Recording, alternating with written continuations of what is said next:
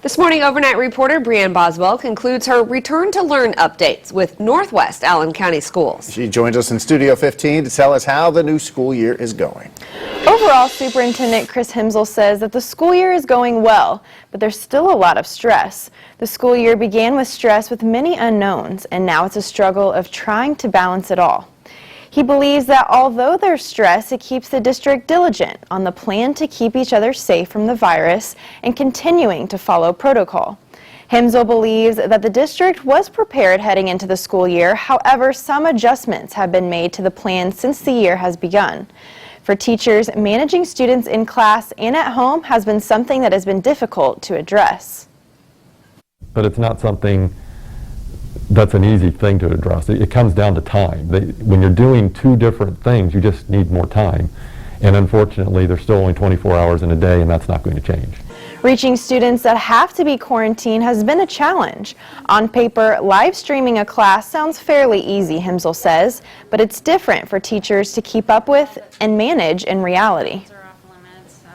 Life didn't stop because we're in the middle of a pandemic, and now we have to concentrate all of our efforts on COVID. All other aspects of life also continued, and that adds stress regardless of whether you're a parent, you're a child, or you're an employee.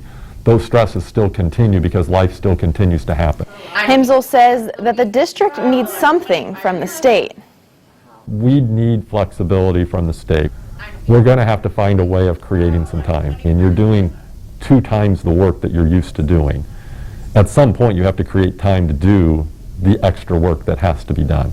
Now, if we want instruction to deteriorate, nothing needs to be done. But if we want to maintain that high level of instruction, we're going to have to give people a breather to sit back and say, how do I create the time to make sure that my lessons are of high quality? Himsel says they're short bus drivers again this year, which means that they have to have more students on buses than they'd like to. But safety measures are in place to limit the spread.